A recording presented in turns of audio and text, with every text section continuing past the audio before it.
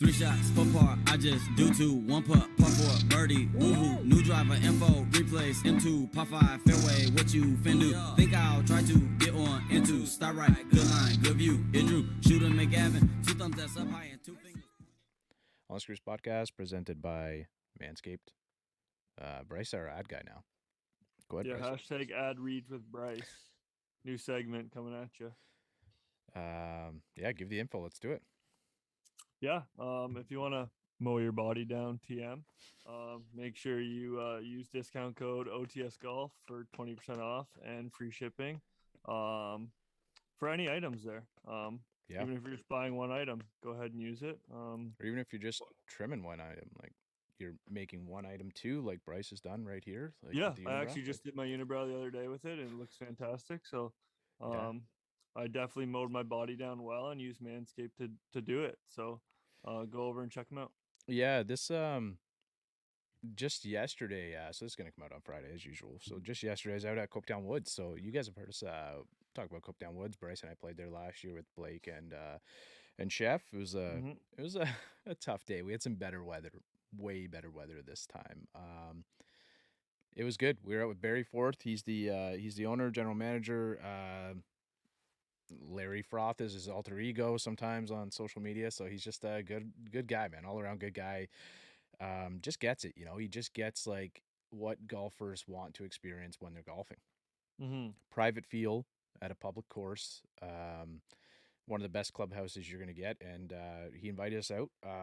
Unfortunately, Bryce is you're up this week, but not yet. So took a couple buddies out there, and then we teed it up with Barry, which was a lot of fun, and went to the Mike Weir event. So I'm a lefty. I'm a golfer. Obviously, Mike Weir is one of my idols, right? Kind of a Canadian legend, so it was really cool to meet him. It was he was a bit pressed for time, but they were releasing the Weir beer, which Sean and Ed from Lager Shed, I think it is. Hopefully I got that right. But they teamed up with Mike Weir, did a beer, which is really cool. It's actually a really good beer too.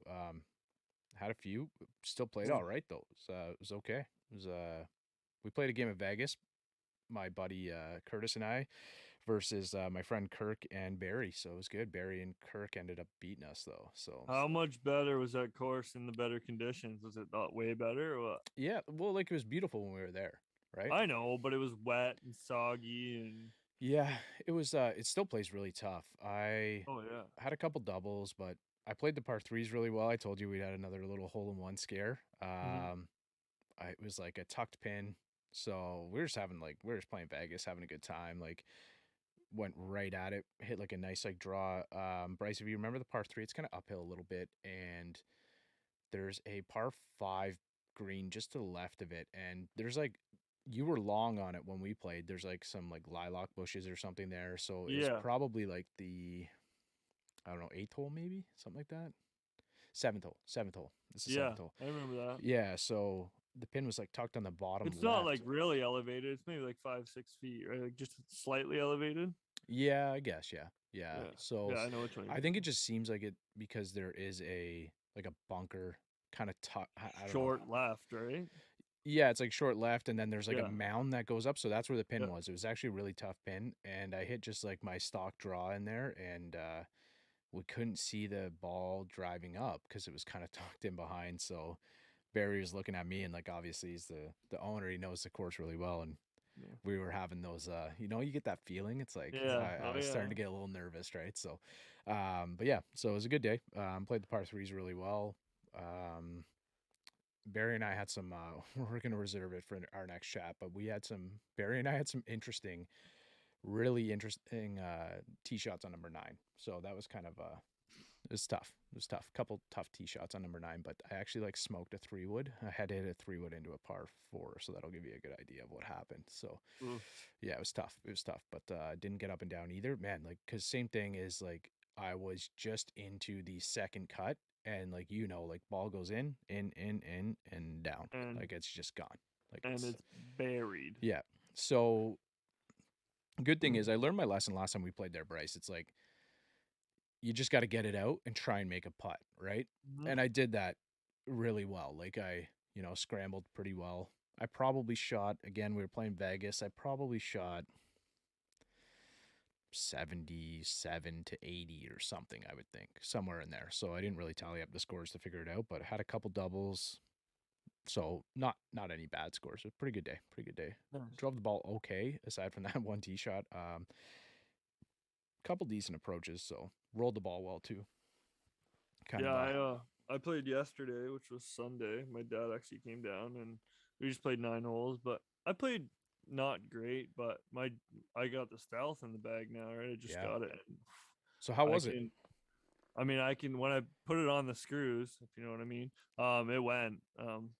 I just flushed my first drive and I was like, oof, that's a good feeling. So it's behaving for now, which my old driver was my best friend. So we're starting out well. We have a good relationship so far. So let's see if it continues. Well, it should be a little bit more forgiving, maybe. I don't know. I had the M5, which was like the more tour head, not the M6, and then this is just the stealth, not the stealth plus. So hopefully it gives me a little more forgiveness on those off-centered hits. But I mean, first round I was very happy with it. So it's good. Yeah, I've kind of rolled between the I really liked the Sim 2 last year, so I've been going back and forth a little bit. But yesterday, like when I hit it well. Like so, I just got to work on some things with my swing, but I got a G pod coming, so that'll be good. There you go. They're also doing a giveaway too right now, so I don't know if it'll still be up, but if it is, go check out G Pod Golf because our friend of the pod here, Paul Park, he's been on before. They're doing a giveaway. They got like 10,000 followers, man. That tool is like, I guess you know what? It might be the best training device in golf.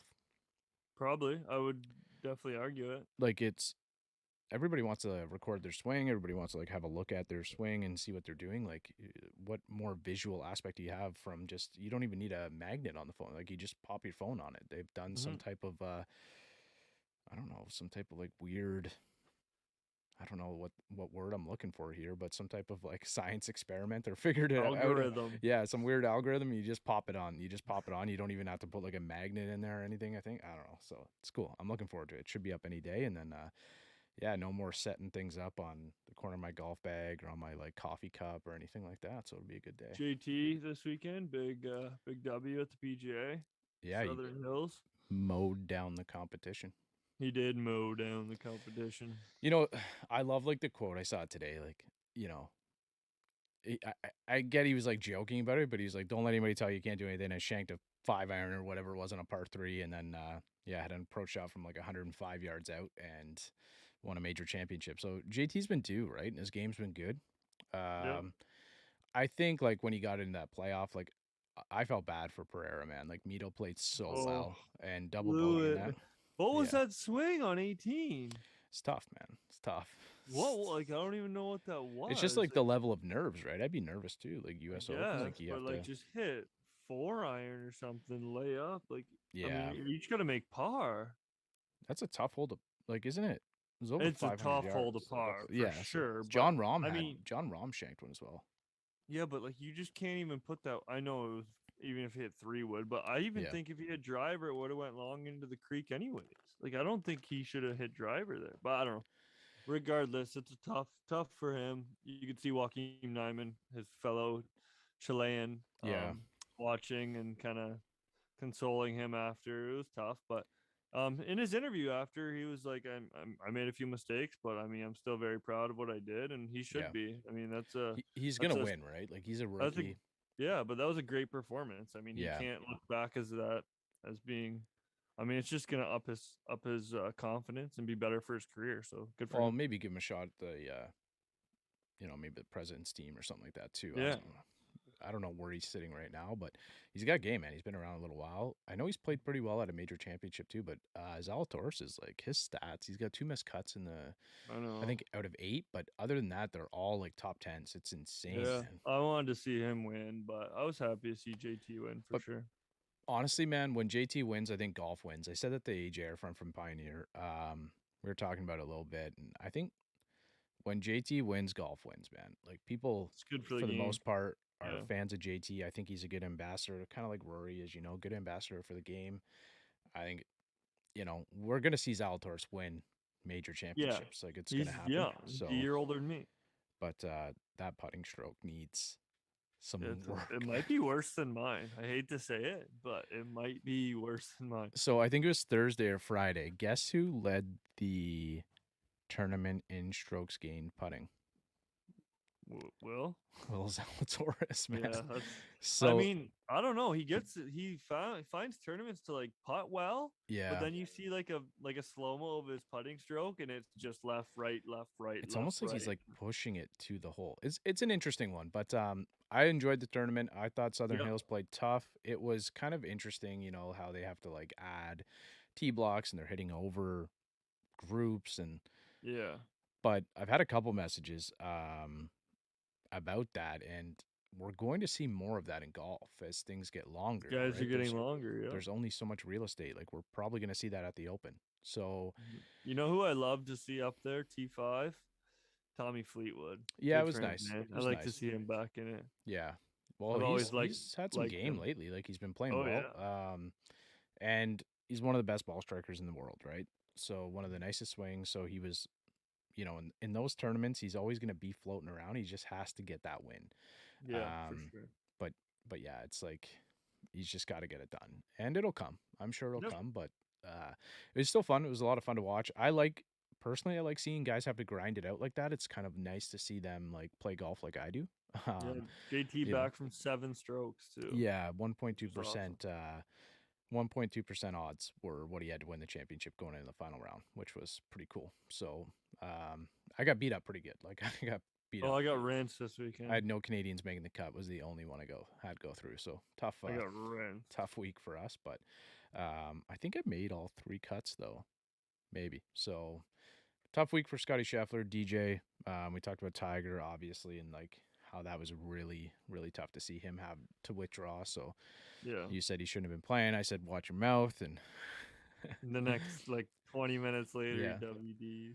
well, I just think it's like, it's, it's tough. He's a competitor. He wants to play, right? So I know it's just hard to see him limping around literally on the first tee, like Yeah. limping around like at the driving range. Like if you're limping around that bad, I just don't know if it's time yet. But yeah. I mean, I'd love to see him out there. I mean, it's Tiger Woods. He's gonna be out there whether you like it or not. So I think he'll play well at the Open Championship. I've said if he's going to win any tournament, it's going to be at the Open. If he's got Yeah. any shot, it's going to be the Open Championship. But we got to get into it. Our episode here with Club Catcher Golf, which is a pretty cool device. You know, if you've got a habit of losing your clubs and whatnot, you're definitely going to want to hang around. And we got Ben and Jesse from Club Catcher, so let's hop into it. Bryce, you good? yeah, we're about to get cut off here. So enjoy this episode, guys. How are you guys doing? Thanks for joining us. Doing great. And by the way, I wouldn't call it butchering. I've heard a lot worse. You said it the way it looks, which is fine. Like that's Okay. completely rational, so that's fine. But yeah, no, I'm great. Thanks so much for having us on. Really appreciate it.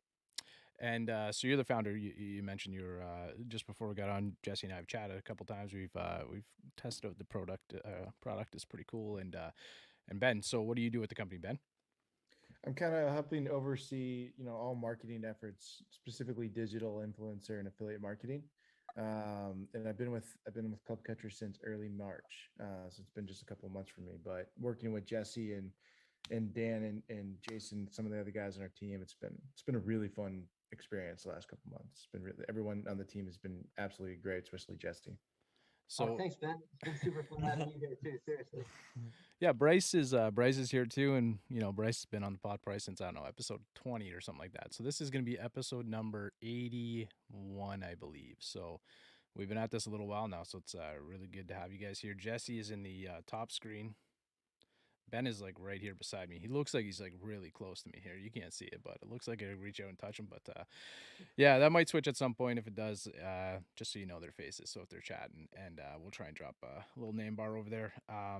Introduction for you guys. We've been doing this, 81 episodes now, Bryce and I. I remember actually, Bryce, funny enough, I think your first episode was a PGA Championship last year. Yeah, I think so. That might be if I right. remember correctly. Yeah. Yeah. So, Bryce and I have known each other for a long time. We're family, extended family. So really appreciate you guys coming on and kind of sharing the product. I don't know why I keep saying product, but yeah. Jesse, maybe you can tell us a little bit about yourself.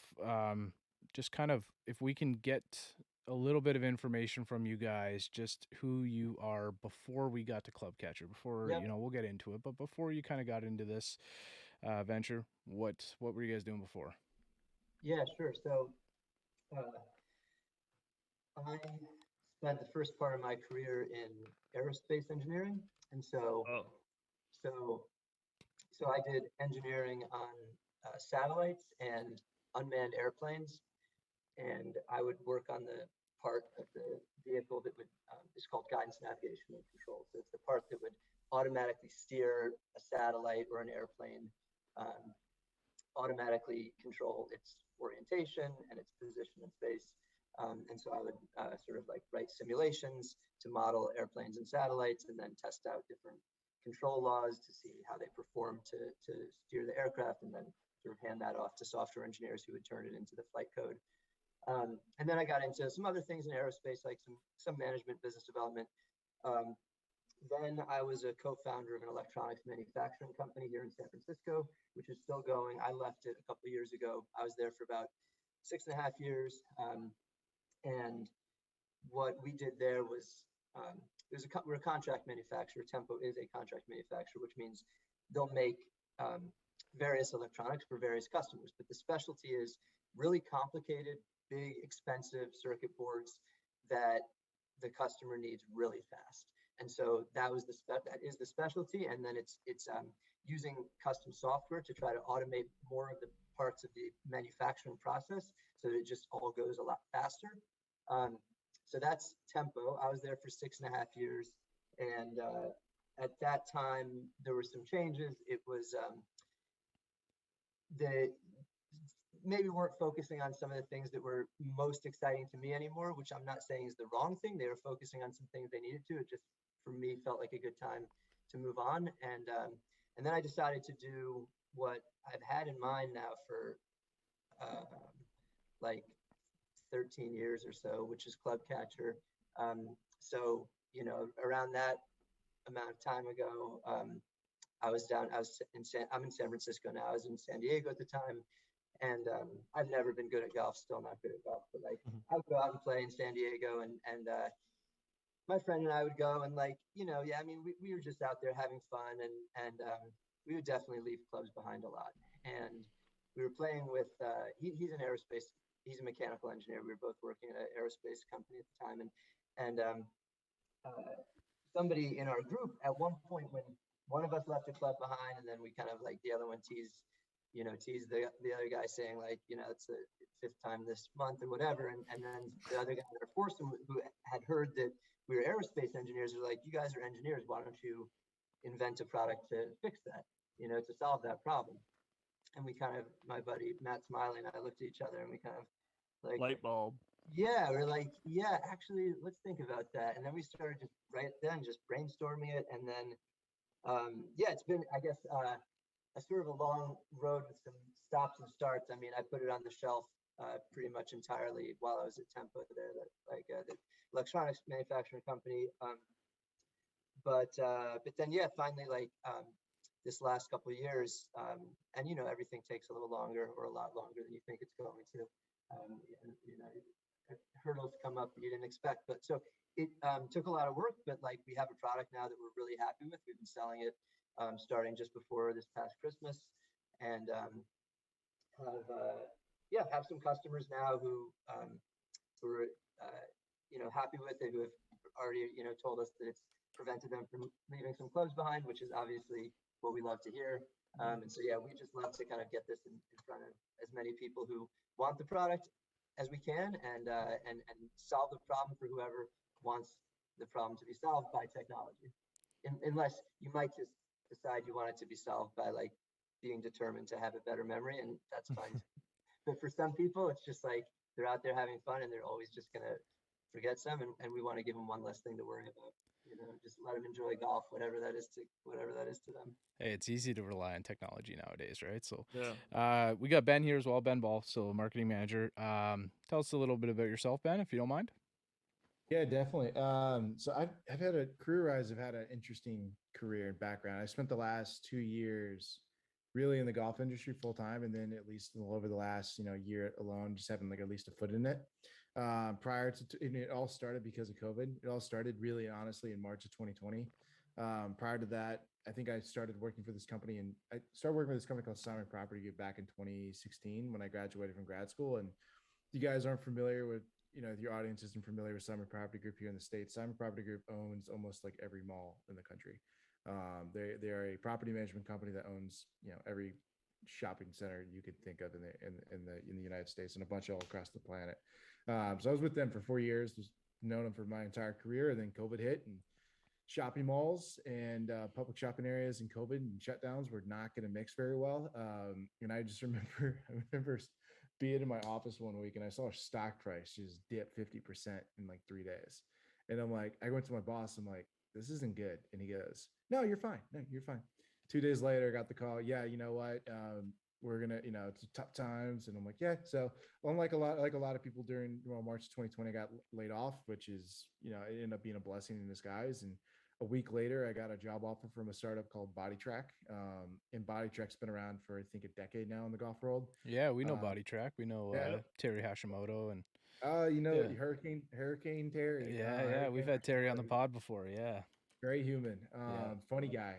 But so I started working with them back in March and April. And it was like this company that I never heard of before. I've been around golf my entire life, not as much as I'm into it now, but because of my dad, I've been around it for most of my life. And he had heard about it, and some people that I knew that were instructors knew about it, and like, oh, that's a really cool company. So, people aren't too familiar with it. Body Track created essentially like a doormat. I mean, it literally is, the top of it is a doormat.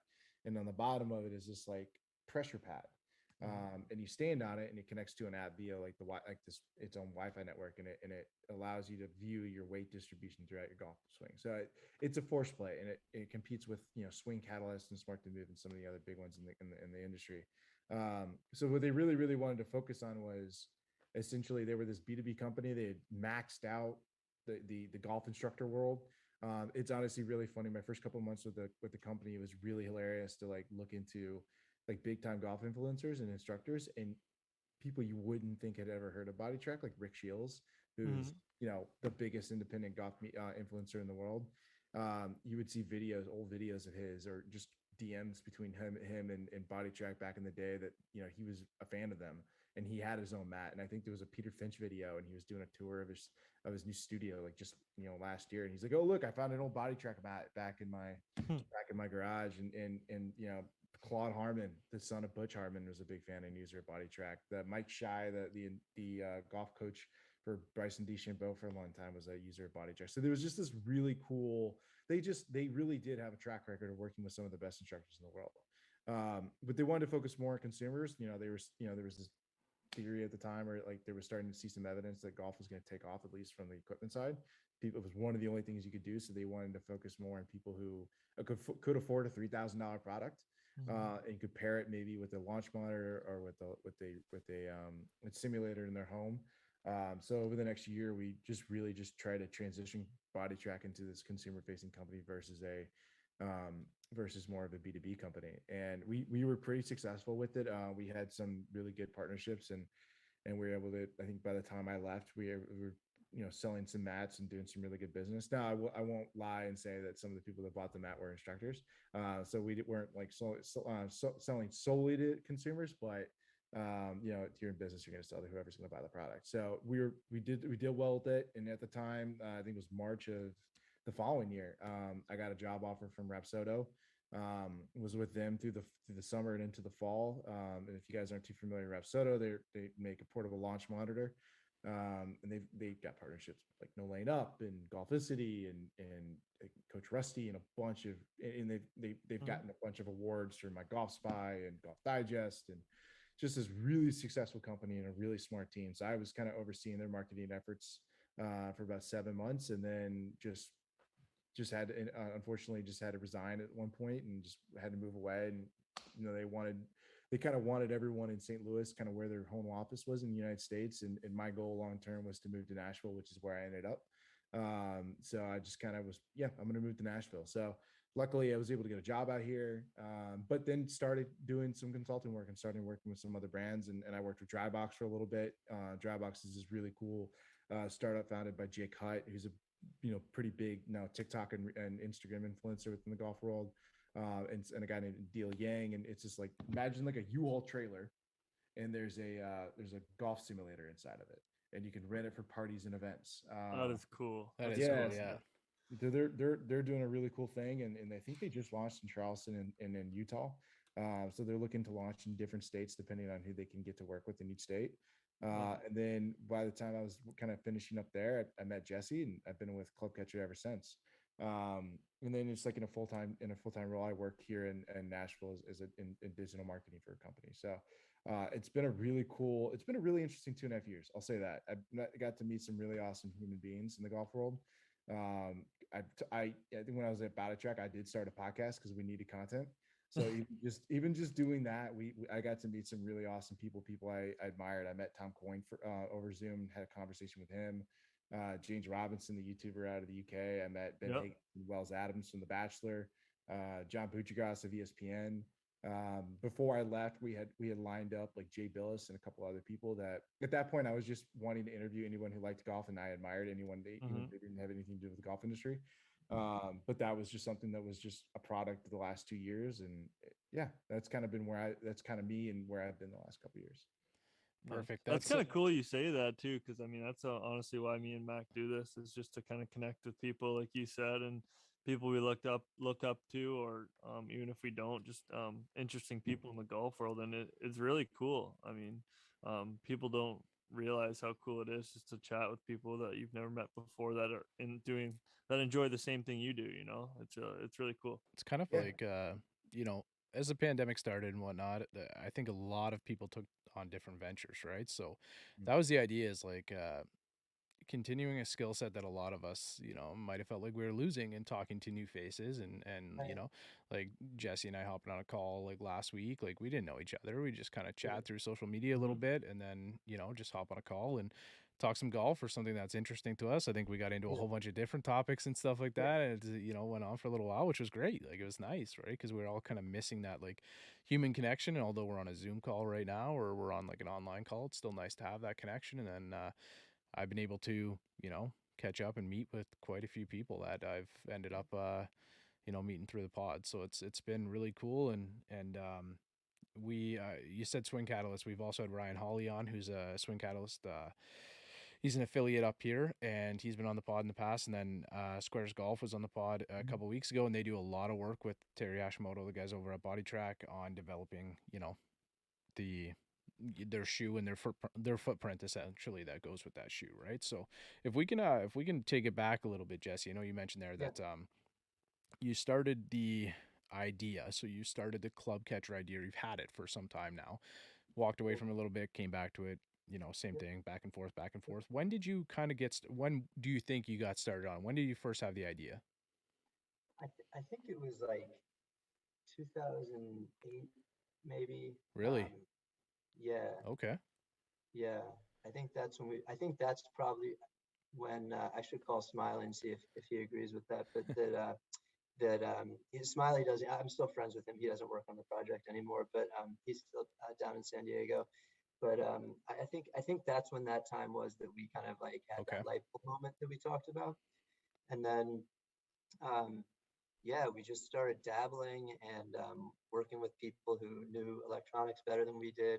We sponsored a senior design project at San Diego State University and tried to get some students to basically prototype the system for us, which was interesting. At that time, we were trying to use a passive RFID system where you just have like a little like chip, the same as you have in a credit card. You could just put that at the end of the golf club. And that ended up being like that passive RFID reader would be too expensive and power hungry, and it wasn't going to work. I think there might be something there if you built that into a golf bag, and so you had it right at the bottom. But anyway, we were trying to make it something you could add on to any golf bag.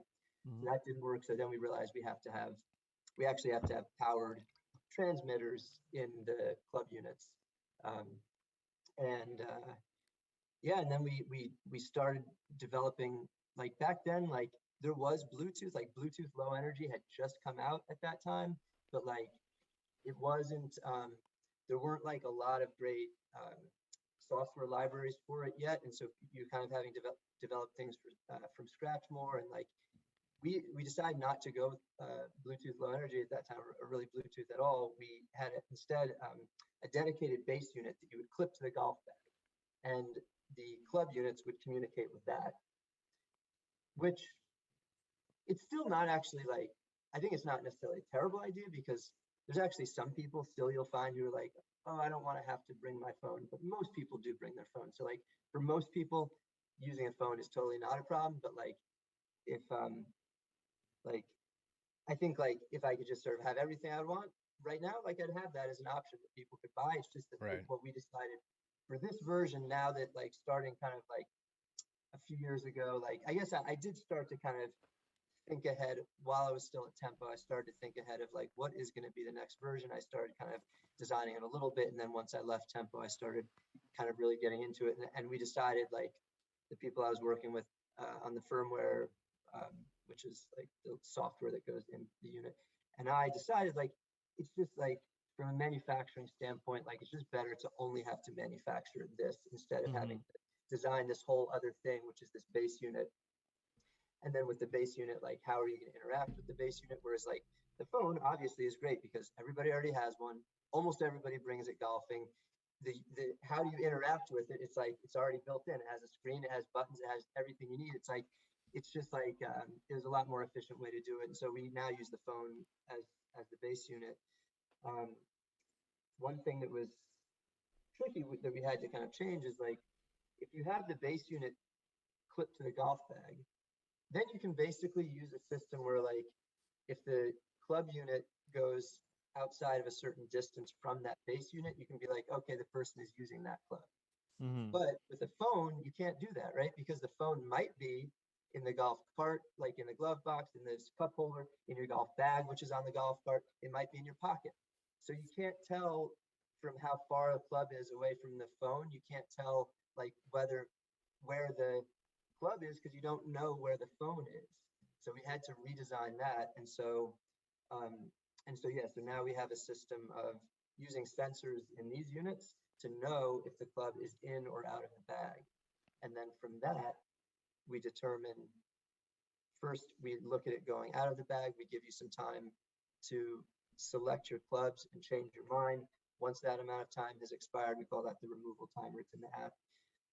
Once the removal timer is expired, then it's like, okay, you've chosen your clubs, and whatever clubs you have, you're using. And then at that point, even if you take the club unit out of Bluetooth range, because some people say, oh, it's Bluetooth, so that must mean if you go out of Bluetooth range, you get an alarm, right? Well, no, that would actually give a lot of false alarms, right?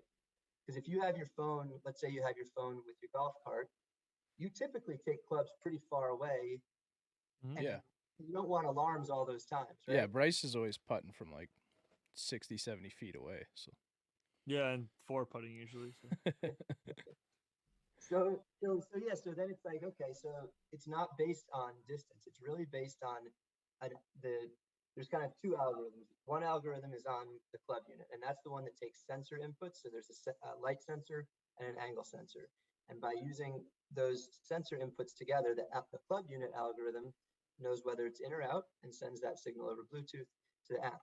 The app has the higher level or the lost club algorithm, which is watching clubs go in and out, and from that determining when you've left one behind. So just take the most common scenario. You take out a wedge and a putter, and you take those, even if you take those out of Bluetooth range from your phone, because your phone's with your cart, and you go up to the green and use them, and it's breaks Bluetooth range, that's no problem. The app is just like, okay, it's out of Bluetooth range, but you're just out somewhere using those clubs. But then when you bring back the putter, most commonly, right? It says, okay, great, putter's back in. You took out a wedge when you took out that putter. You should be bringing that wedge back too. And it gives you a certain amount of time. We call the return timer. And if you don't within that amount of time, it gives you an alarm. And then there's some other things too that we add on top in the algorithm where it's like, let's say, so I told you, it's like if you kind of take one out and then put it back within the removal timer, which is like 20 seconds, it doesn't think you're done using it, just thinks you changed your mind. And but then once the removal timer is at 0, then if you bring one back and now you pull a different one out, it again thinks you changed your mind. So so it's looking for different things, and so it won't give you an alarm at that time. For example, if you bring one back, pull another one out, or vice versa, pull another one out and bring one back, but you still have this other wedge out, it won't think that that one should be coming back because it knows you just pulled another club out to go use. Right. So then, but it's like okay, if the removal timer is at 0 and you bring a club back and you don't take another one out and you still have one out, you probably should be returning that other one. So that's the kind of thing that the algorithm is doing. There's even a couple more kind of intricacies, but that's probably good for an explanation for it for now. Yeah, Yeah. so like hold on, Bryce. If you Yeah, go haven't picked up on it now, like Jesse's a pretty smart guy. So you mentioned that he's in aerospace. So we went through this trial, Jesse and I, and we had a good time doing it. It was quick to set up. So we paired 4 clubs, 3 wedges and a putter in a minute, and we drop them in the bag, and we did like a simulator essentially. So we go through like we would kind of pretty much more or less. You take a wedge out and you putter, you walk, you hit your wedge shot or whatever. If you miss the green, you put your putter down.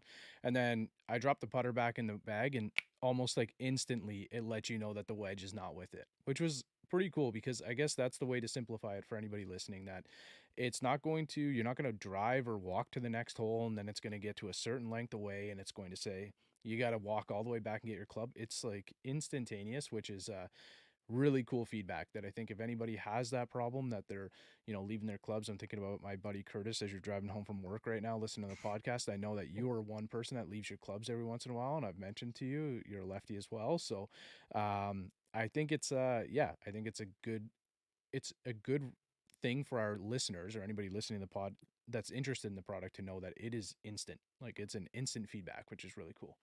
Yeah, and yeah, I mean, I think you made a good point. It's like the important thing is to make it happen.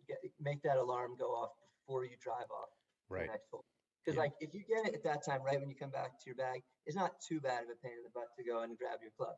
Well, the problem when it gets really annoying is like when you don't you see your wedge is missing, but like it might have been a few holes back where you Yeah. actually left it, You and gotta now you try don't to even track remember. it back.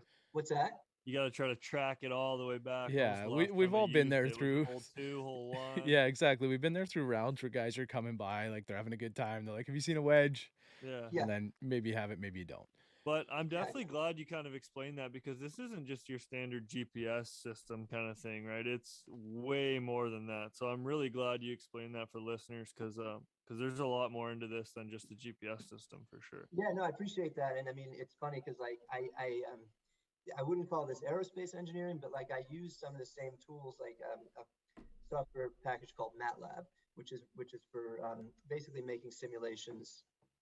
That's a big thing that people use it for, and I would use it in aerospace to make simulations of airplanes and satellites. And here I made simulations of losing clubs, and I just like Smiley and I would think of as many scenarios as possible of like, okay, what if the guy does this and then that, and I'd write them down and like, okay, at time 0, this, here's the starting conditions. At time, 10 seconds, he does this. Time 12 seconds, a minute, and then put those into the simulation and try different algorithms and make sure that that we couldn't outsmart it. You know what I mean? And so it's kind of like I use some of the same tools from aerospace. So what's the elapsed time when my wedge goes in the pond?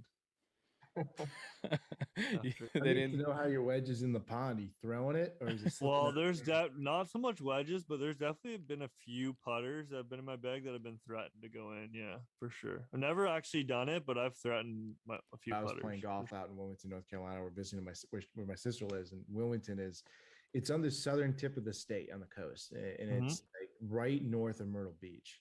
So maybe like an hour north of Myrtle Beach, and there's this like retirement course. Well, I don't know if it's a retirement course, but it's in a retirement community called Cape Fear National. And you guys are ever in the area, it's a great course.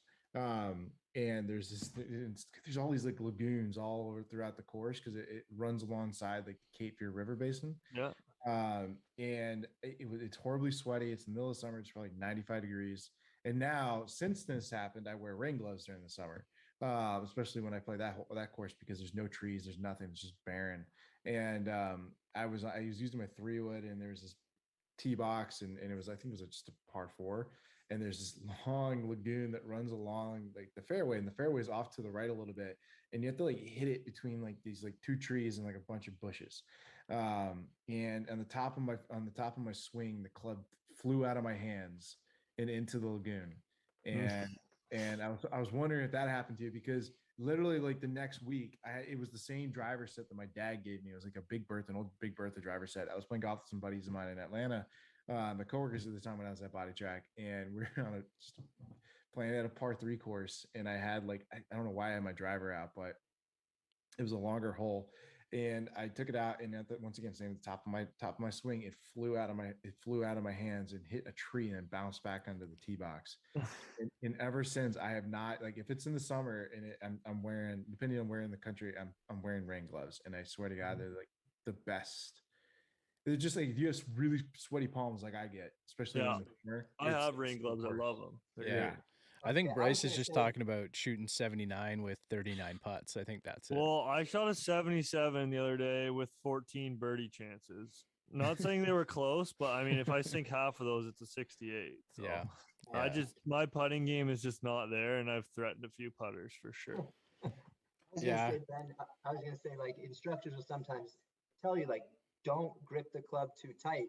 And it sounded like Ben really took that to an Yeah. extreme. He was barely holding on to it. Right? It's the worst thing. And then like it happens to you, and you're like, well, I'm just done. Like, it's like, I don't know what to do here, because I remember I looked like an NFL player. Like, I looked like a quarterback. Like, you know how they have like the towels in their waist and they're constantly drying their hands. I looked like a quarterback. I had a towel in through my belt loop at all times. And it even got to the point where I literally wrapped the towel around the grip. Because it was constantly like, if it didn't fly out of your hands, it was just, you were losing your grip through your club. So sometimes like you would just ground the club into the grass before you even got to the ball. Have you Because tried Iomic? Is it Iomic, Bryce, that Chris was talking about? Yeah. Yeah. So they're supposed to be like really, really tacky. Really tacky. No, they like grips, or they Yeah, they're I a grip. have Do you one have right some, here. Bryce? I've won. Ben, as we're going here, we can loop back to that. But I wanted to ask Okay. you. So we're talking about That's the logo there, but yeah, they're really tacky. yeah. Okay. Yeah, we would have to. It might be worth checking out, because I know a friend of ours, custom club, Chris's custom clubs. He's a club fitter, one of the best out there. Does like restorations and everything like that, and he swears by them. So go over and check them out if you can. But I was curious, as we were talking, and a few minutes ago, Jesse was kind of going through the idea of who's kind of using it, and what the purpose is for it. Are you, you're working on the marketing, or are you trying to kind of hone in on any specific demographic? Are you looking at any certain type of clientele that you're working on, Ben? Yeah, so it's funny, and I remember, I think I told this to Jesse during our interview, or I did it to someone recently. When I was at the previous stints, when I was Rapsodo and Body Track specifically, like, although those products are great, they're somewhat limited to a point, because, and this is just based on like experience and talking to people and even really good golfers. Not everyone wants to be, not everyone wants to be, not everyone wants to know every single data point with their golf swing or their golf ball or their golf game. Not everyone wants to know that. Like, I know people that are single handicaps that, they consider themselves field players.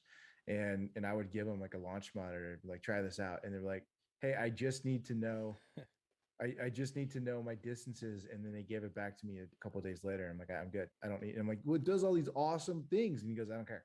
He goes, you can see the flight path. He goes, I don't care. I really don't. I don't need, he's like, I need one thing to work on at a time. I don't need a bunch of numbers and data points. Like, this is reason, like, he would not wear like a Whoop band, or he wouldn't wear a Fitbit. He's like, just tell me my steps. I don't really care anything else. He just there's just some people in the world that don't care about all the different things that a tech product can do. So you're just somewhat limited. And in Body Track specifically, like, you need to understand every single point that product, it's based in biomechanics. And so it's based in medicine. It's based in I think the guy designed it as a doctor. So there's so much education that goes with that product. And that was the one thing I really liked about club catchers, that who doesn't suffer from losing their wedge, or who doesn't suffer from losing their putter? Yeah. Literally, like, I don't care how good you are, everyone loses their putter at some point, or everyone drops their club at some point, whether they're angry, whatever it is, they're careless.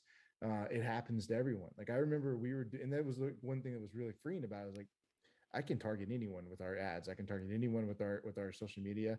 There's something self-deprecating about it. It's dramatic, but it's funny. It's just something that affects everyone. And I remember even during, we did a photo shoot about a month ago or a little over a month ago because we just needed content, and I literally left my wedge in a hole while we were shooting a photo shoot. That's perfect. It literally, and there's photos. I think I think there's some stuff on our social media about me running back to grab I've the, seen the that. wedge. I've seen Yeah. that. Yeah. It, Yeah. it literally was just, it was in real time. Like my buddy of mine, I think it was even the photographer, was like, Ben, don't forget your putter. And I'm like, oh, and I turned around and sprinted after, and then he's like, he just took out his camera and took a bunch of photos. So when we look at our demographics, like there's certain things I think built into the golf world just based on like what a golfer looks like. But I'm glad that at least the golf demographic is expanding over the last Right. couple of years. And I think that's something that COVID's been really awesome about, is that there's just been people that you wouldn't expect to be golfers. They're taking up golf, and I know the women's game is growing like crazy. The LPGA is growing like crazy, and there's a bunch of new independent media golf outlets like you guys and Barstool and Yep. Fried Egg and Random Golf Club. They're all popping up everywhere. So with us, like it wasn't like I had to go look at and like, okay, we're only going to target a certain level of golfers. We're only going to target people that are playing on the amateur tours. We're only going to target people that are trying to get really, really good. We can target people that are going to go out and drink a bunch of beers and score 105, and we can target people like my dad who really, really cares about what his score is. So that that's something that's freeing about it. So our demographics, like, I think if you really nail it down, I think that like it's between like 22 to 65. Yeah, Mostly male. yeah. Like I guess why I was asking that question is because the more Jesse and I got talking last week, the idea was like there really is maybe only like 1% of the golfer that could not utilize this product, right? Yeah. Or product. Caddies. Pretty much it's the top 1% of golfers won't use club catcher, and Yeah. 99% of others, some of them may not use it, but they can use it. I can use it. I would fall somewhere in the top couple of percent of golfers in the world, like being the idea of how golfers are scored. Bryce the same way, and it is still something that we could use.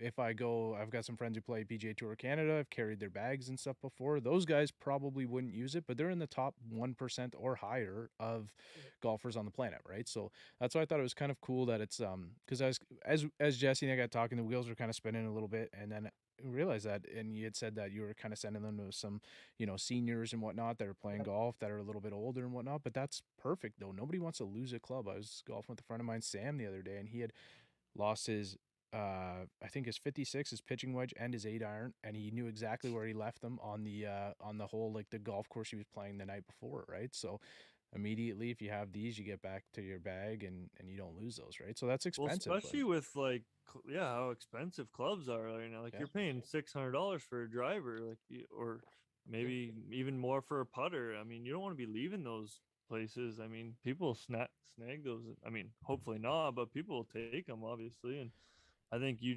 guys are preventing that for everyone technically, and it's just I think more people need to utilize it for No, I sure. appreciate that. Yeah, yeah. And I mean, I do think like I do talk to sometimes golfers who are quite experienced and they'll sort of say, I used to have that problem, but like I really learned how to not do it. So I do think there is a segment that have just through enough practice and determination learned how to not leave their clubs behind.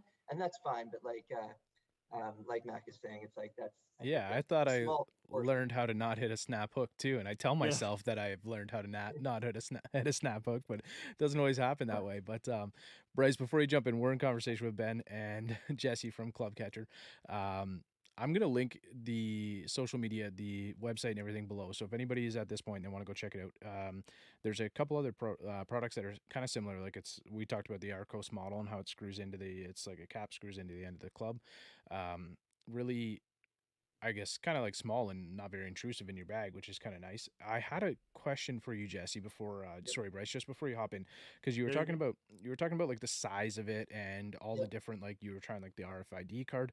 Now I'm thinking about like at work, we've got these scanners in our vehicles to get into an area, and that's why I grabbed my wedge here. So it's kind of like, if you can look at this, it's sort of like you got the KBS like logo here or whatever it is, but it's like a flat, almost, I don't know how to explain it, but almost like a sensor or something, right? Have you guys ever thought about like something like that, or is that kind of what you're talking about? It would just be overloaded as like a chip? So yeah, so I think what you're talking about is a passive RFID system. So Okay, yeah, in a passive RFID system, so it's like, it's what's in like a badge that opens doors, exactly. or it's in your credit card that you hold up to the credit card machine, where you don't have to put it in, you just hold it up, right? That's passive RFID. So what that is the passive RFID reader emits radio frequency, and then there's a little circuit in that chip. That little chip doesn't have its own power source. It doesn't have its own battery. So where does it get its power from to be able to do anything? It actually gets its power from the RF that the reader is putting out. So the reader, so whether that's the credit card machine or the door, the little door device that you hold your card up to get through a door, that reader is putting out enough RF that it Okay, actually goes into there's a little like receiving antenna in the chip. The RF goes into that antenna. It energizes a little circuit in the chip, which then sends RF back out. And so that's great, and it's an awesome system. It requires either a lot of power for the RFID reader, or to be really close. So if you want to hold it up, if you want this thing to be able to work at any distance, like, if we start talking about multiple inches of distance, you need a lot of power in that passive RFID reader. And so if we were going to do it like where like the passive RFID reader was like something that we were trying to do something you could kind of like clip onto the golf bag, or somehow attach inside the golf bag, or put like at the kind of at the rim of it, like it was just going to be way too power hungry, and like you'd have to have giant batteries, and it would be very expensive.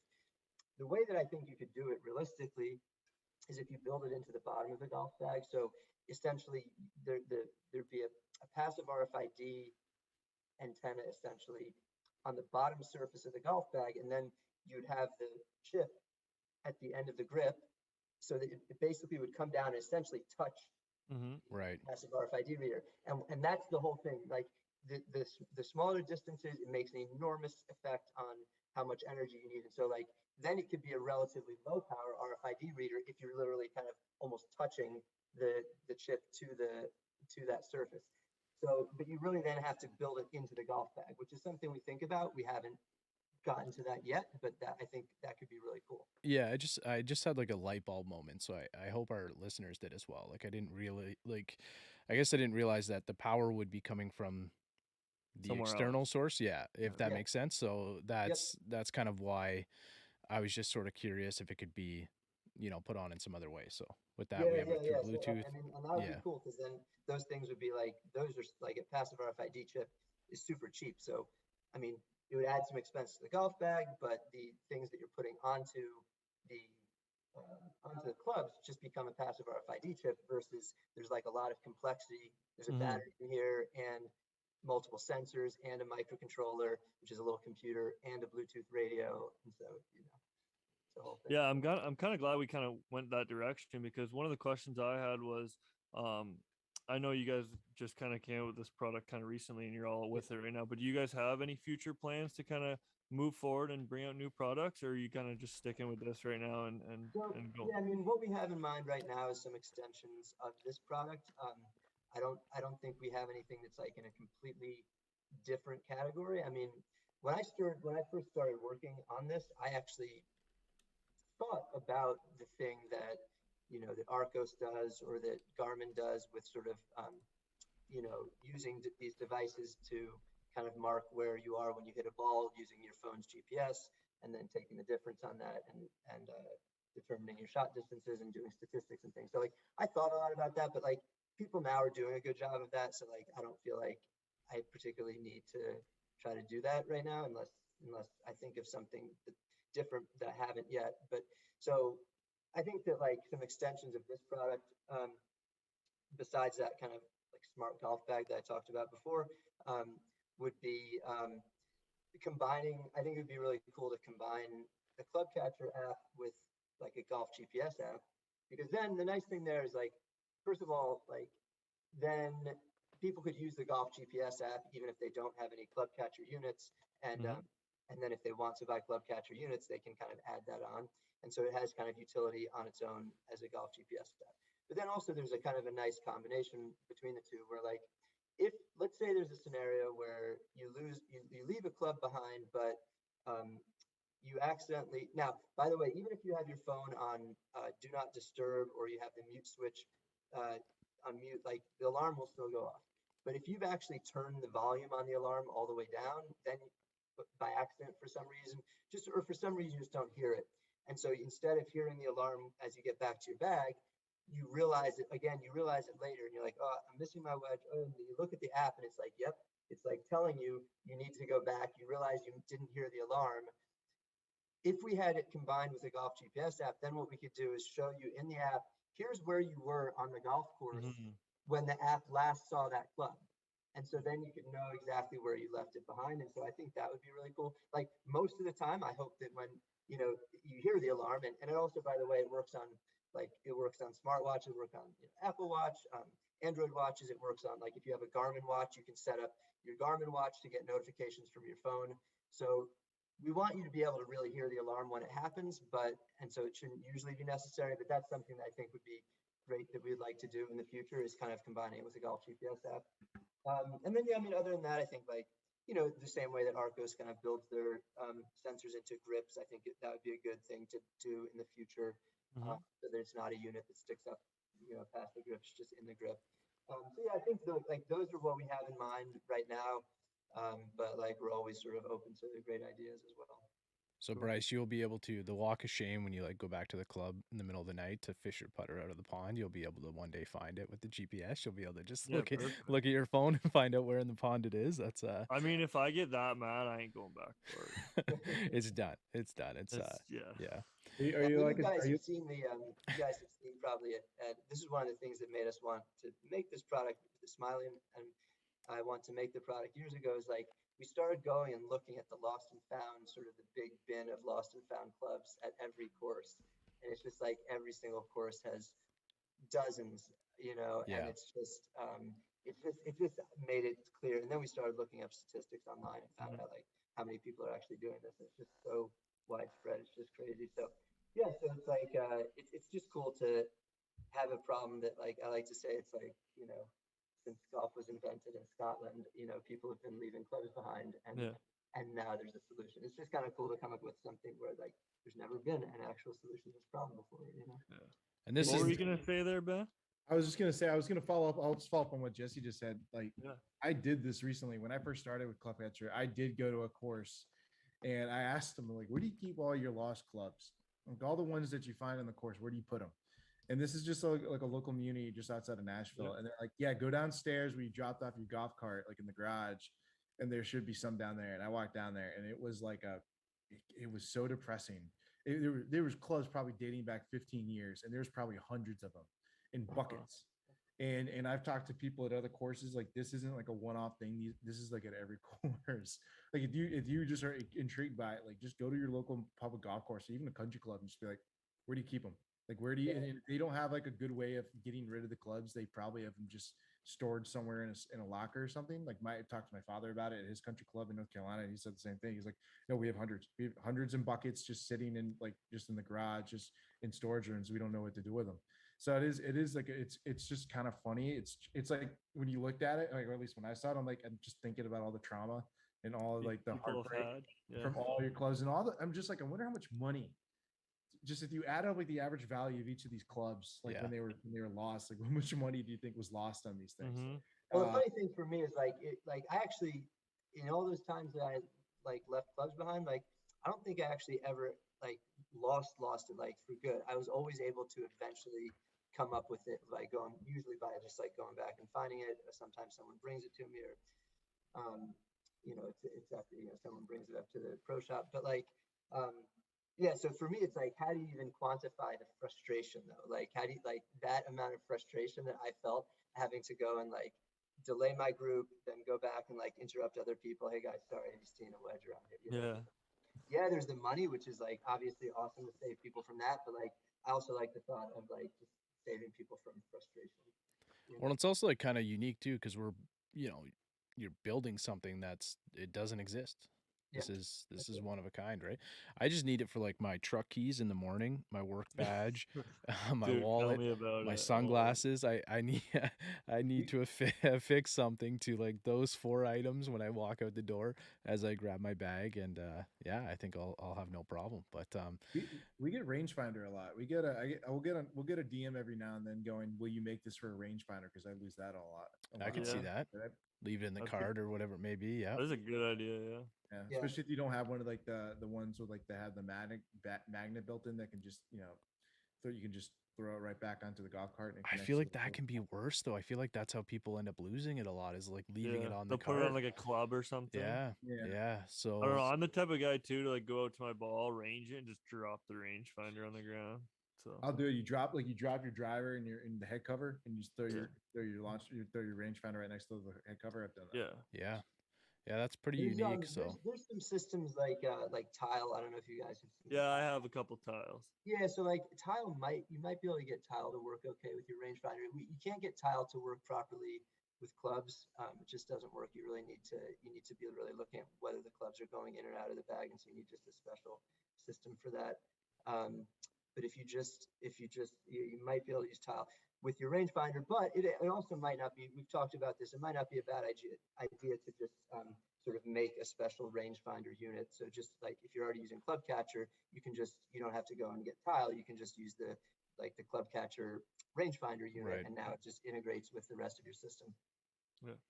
yeah, sky's the limit, right? It's all about like how it develops too and how people receive it, right? And I think all it takes is like that one time to get that alert. Like Jesse, when we were sitting down here and I put the club in the bag or whatever, and I put it back. I think I put the putter back first, and like the alarm went off right away. Like I said, I was kind of shocked. It was like that soon, right? And I think obviously if you have these in the end of your clubs, after a little while, you're gonna kind of like take it for granted maybe. But if there's like, that one time or whatever it is that you kind of think about it, your money's already like it's already paid for, right? If you've got a $250 Vogie like SM9 or whatever it is, right? So Yeah, exactly. it's like it's kind of cool that it's like a one-off, like this is the only of its kind, and that I don't know, I think you'll have that moment where it just kind of goes off in your mind. You're like, okay, like I already paid for the product or whatever, right? So it's kind of cool. I gotta go Oh, ahead. I was just gonna say, when's the ball catcher coming? Yeah, That's what I need. That's a tricky problem. And there's people who've sort of tried that, and I don't think it worked great. And I don't know if I have any better ideas than they do. So if I could think of how to do it, I would. That's a hard one. Was somebody I was gonna say somebody, did you guys see the video that somebody literally tried to put like an Apple tag or Yeah, I did see that. cut the ball up and put it in, reconnected it? Yeah, I saw that. Yeah. But it's just hard. You compromise the integrity of the golf ball, Yeah. So if you want to do anything to it. So Yeah, I haven't I don't think I've seen that video, but yeah, it would be something hard to break into, right? So where can we go, Jesse? Where can we go to learn some more?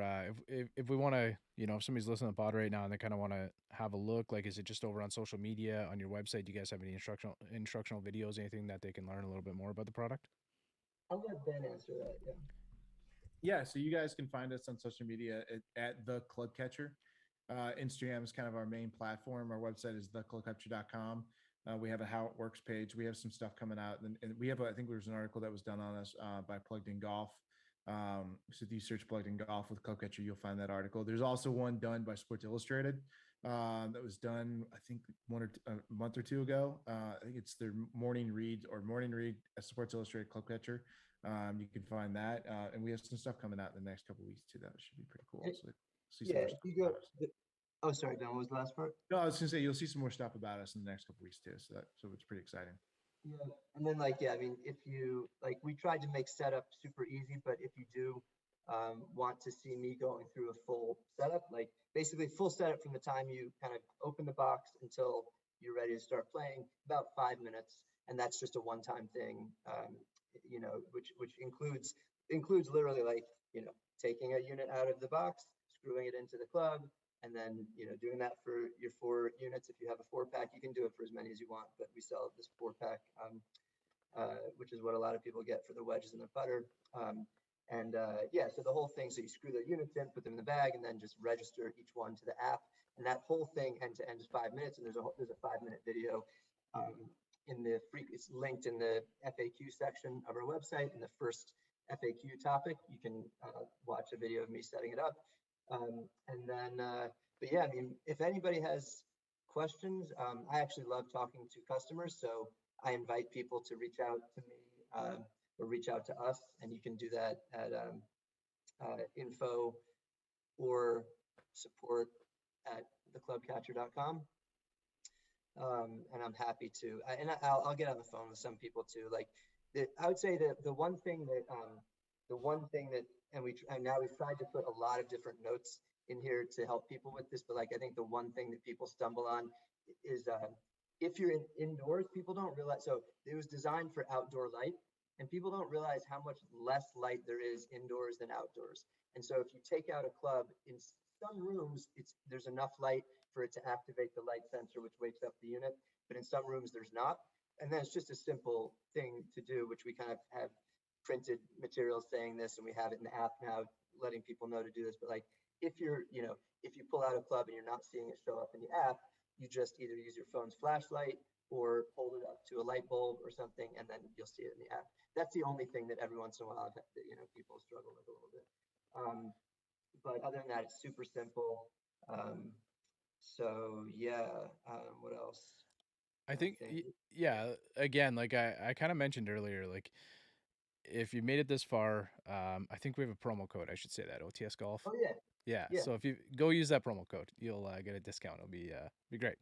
But do you want to say what the promo code is, the discount code, or are you gonna put that in like? I'll put it in the description below. But it's what is it? OTS Golf 20% off. It's definitely 20% off. I just wanted to find out what the actual code is. I can look it up here. Okay. Yeah. So I'll also link it below. So if you're interested, we're gonna link an idea of where you can go over and purchase these, the website, everything like that, or just go through social media as well. But one thing I can tell you, if you're having the question and you're just like not sure about it or whatever it may be, I've put them in the wedges in the putter, and Jesse's not lying. It literally takes a couple minutes. It's and they don't hurt to have them in, right? I mean, Nope. It's not, and it doesn't interfere with you. It doesn't intrude your swing or anything. So I mean, you can't hurt. It can't hurt to put them in. Yeah, no, it can't. And like we kind of did some investigation on like, does it affect swing dynamics? And the answer is it really doesn't. If like there's you guys might have heard of this, like the swing weight as a measure. Like if people adjust the dynamics, they talk about adding to swing weight or reducing from swing weight. And so it's like if you add weight on the head of the club, it adds, and if you subtract, it reduces, or if you add weight to the grip, it reduces the swing weight. It's like a 60-point scale. And adding club catcher on the grip, I don't know, this might be getting a little too much in the weeds, but I'll just say it because I kind of looked into it. So adding it on the grip, like if you do that swing weight system, it adds about 1 out of 60, which most people, like pretty much nobody can feel 1. Yeah, that's that 1% that we talked about that might actually. I would challenge anybody I really would challenge anyone to be able to tell whether it's there if they're not looking. I don't think anybody would ever know. And here's the thing. What I found out, and this is the part like maybe a little too far into the weeds, but basically swing weight people came up with swing weight because it's really easy to measure. You come up with this device, I don't know, decades ago, which is this sort of balance, and you're pivoting the golf club around a point 14 inches from the end of the grip, and then you kind of weigh how much the end weighs using kind of a regular scale. But what that really is that's an approximation for moment of inertia. So moment of inertia is an actual more sort of sophisticated way, and there's actually machines, but it's like a more expensive electronic machine that you need to measure moment of inertia. But that's really measuring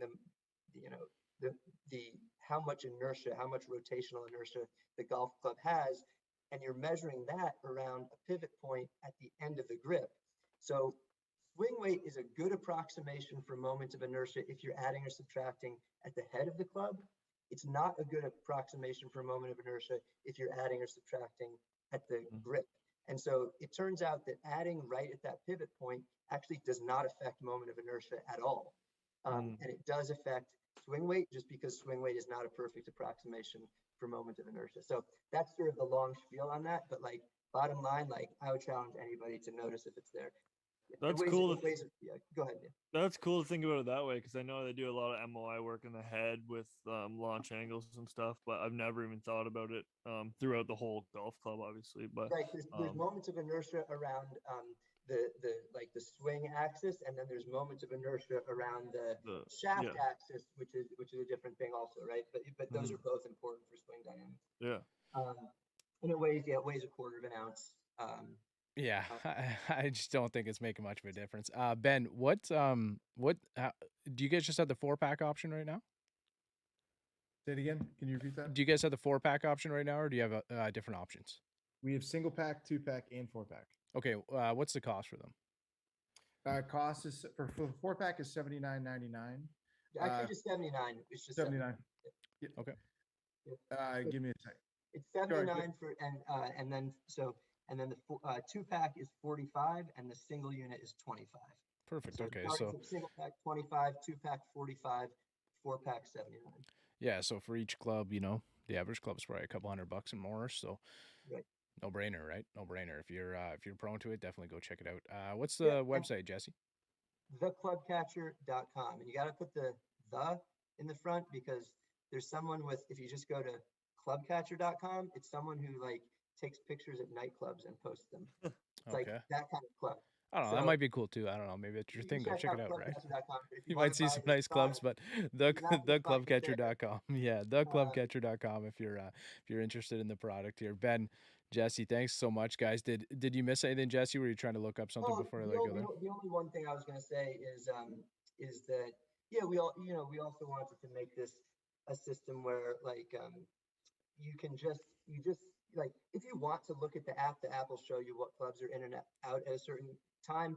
But we designed it such that you just have to leave it running in the background and it just works. So you don't have to be. We didn't want to distract from the game at all, so you don't have to be interacting with your phone at all.